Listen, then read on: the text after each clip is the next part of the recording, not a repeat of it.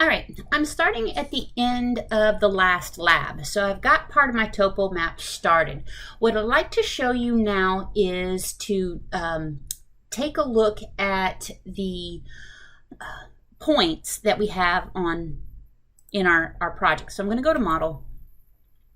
And we see that we have the various types of points in top of slope or toe of slope, our point groups, the symbols, things like that. So a lot of the symbols your company is going to go ahead and have, so you don't have to create a lot of symbols. So I'm not going to spend this video doing that, but what I do want to do is go ahead and show you how to do parcels and how to label a parcel. For example, if you had a project area and you were creating a boundary and you had to have bearings and distances on it. I'm going to show you how to do that. And I'm going to show you probably because this layout or this template is out of the box, meaning that in Civil 3D, typically your company already has the styles set up. So I want to go ahead and show you some of these styles. All right, so we can see that we have the benchmarks here. I am actually going to take a look and see how the size looks on it. That's not big, so I'm going to leave it as is. If I wanted to change the styles, I will. There's also information that I'll end up freezing off, like some of these topo points. I'll rearrange my properties group and send up my, excuse me, I'm going to send that down below the no-show, and I am going to send down, there's benchmark trees, concrete sign, apply, and okay. All right, this one still shows up, and I don't want it to show up. Same with the signs. So if I have a sign, and I'm just going to kind of clean up as I go along, I don't want description, and I'm going to say none for the label. So it should go away. Same for the concrete light pole. We may end up needing a label, so you can either change the raw text, but if you change the raw description, it's going to give you issues with your style here. So I am going to actually, on the concrete light pole, the properties, I am going to show none. Apply and okay. So it disappears. This one, when I click on it, it's underneath the, you can see that it's in a property group underneath no-show. And the reason that it shows up, if I come over here to Storm, see how it has over here, scooch down, the label style here, it should be,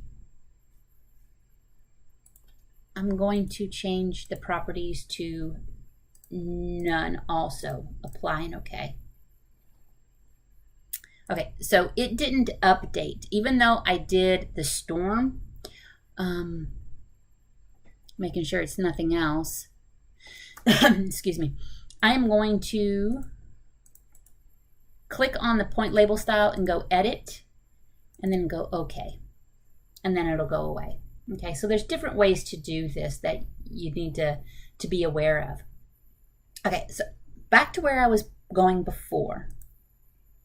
Sometimes I like to clean things up as I go along. Also, that symbol seems awfully small. Sorry, it's kind of like shiny. Okay, that is too tiny. So I'm going to pause and show you how to clean that up. So in the properties of my group, and I have existing hydrant, I can pull this down and go edit current selection. So I'm changing the point style. I'm going to change that to 0.2. Apply and okay. And apply and okay. So it makes it a bit bigger. So just be aware that's an option that you can do. All right, now I'll finally let it go. Okay, so what I'm going to do is I'm going to create a new layer. So I'm on the home and I go to layer properties, click on that. I'm going to create a new layer, 0 dash F, capitals, FAU, BNDRY, boundary. I'm going to make that current. I am going to change that color to red, just so it's easy to see, hopefully. I'm going to go ahead and close this out. What I'm going to do is I'm going to create a polyline, a closed polyline. So I'm going to type in PL for polyline, and I am going to turn my ortho off, and I'm going to turn my snaps on. And I'm just going to use the node. Okay, so I'm going to snap to this node, snap to this node, this one, and I am going to CL for close.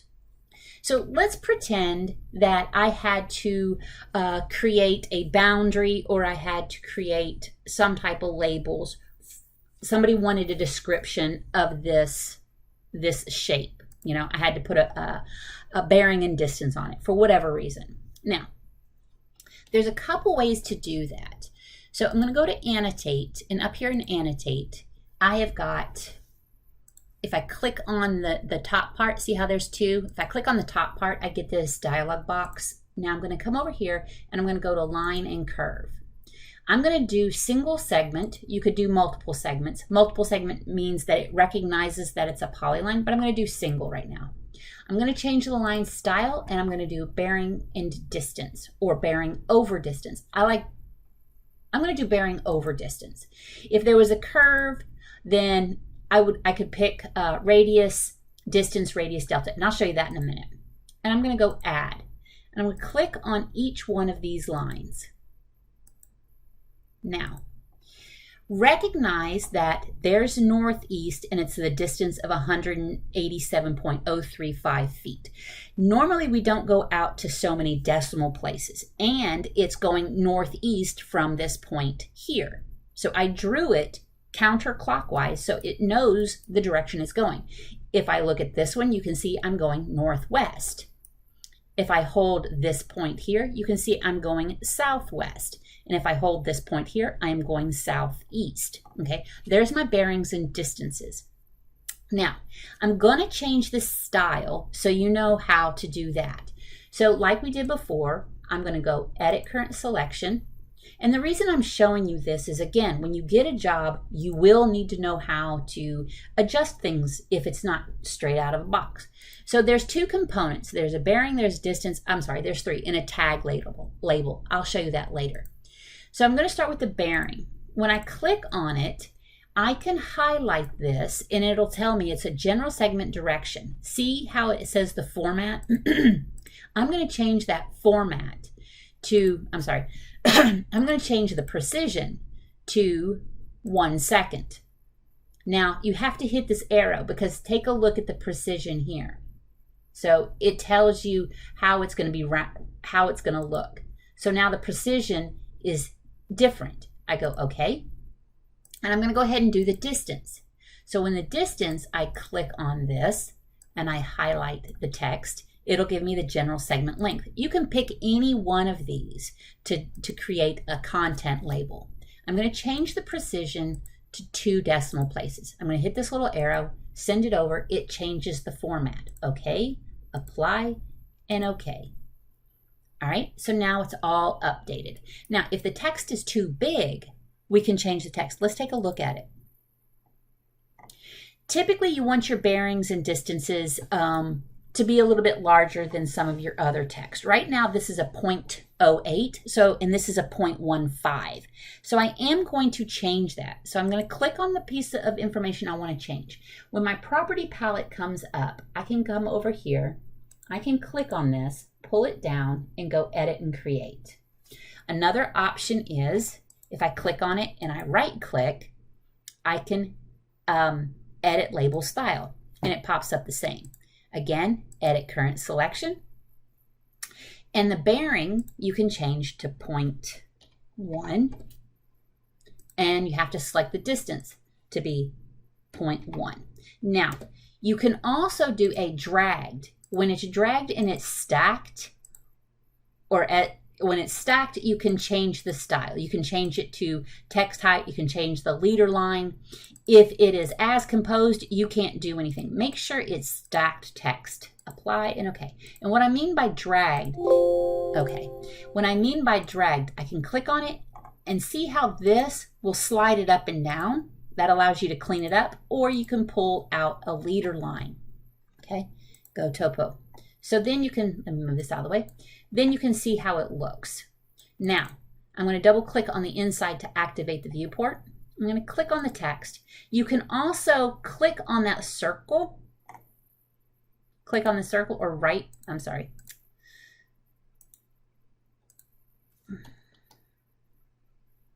click on this circle and it'll snap it back. Sorry about that. It'll snap it back to the line itself. Okay. So let's say this is my polyline, right? Now, what happens, this is the bad part about labeling a polyline. If I explode this, if I explode the polyline, I lose all my text. So a lot of the surveyors like to only use lines instead of polylines. So now I'm going to add the label back. It does the exact same, but the only reason I do polylines versus lines is because sometimes there's a little gap or there's a little segment of polyline and then I'll miss it. So I'm going to actually undo, and I'm going to undo the explode. Okay, now I'm going to show you one more thing just to show you the difference. All of this is just gearing you up to do survey work. Now, again, like I said, I'm showing you this also because the guys I work with in survey, yeah, they're out in the field, but a lot of them are in the office doing the cleanup of the drawings. Okay, I'm going to change this to multiple segment. Again, using bearings over distance, and I'm going to hit add. And when I hit add with a multiple segment, the polyline labels everything. That is one of the reasons I do like the polyline. But however, if you end up exploding the polyline, yeah, you just lost all your labels. There's also another thing is readability of plans, okay? So you can read the text. You can also, when you click on it, you can flip the label. So the bearing's on top. It's all about preference. Still the same information. You can also reverse a label. Let's say I should have gone clockwise because I should have drawn it that way, but I drew it counterclockwise. I can reverse the label and now notice that it's going northeast. This one is going, remember north is this direction, so it's going northeast. Okay, so that's an option, is flipping the label. It's the same bearing, it's the same line angle, but it's just looking at it whether I'm looking from, let me go back to the model because it's easier to see when true north. It's saying, okay, if I'm looking at this and north is this direction and east is this direction, you can see I'm going northeast. If I'm standing here, this line going this direction from point 101 to point 99, I should have it flipped, reverse, so it's going southwest. Okay, everybody recognize that? If you don't, let me know, and it's something that I'd like to go over in class to make sure everybody understands. All right, I'm going to pause here and then I'm going to show you parcels. All right, be right back.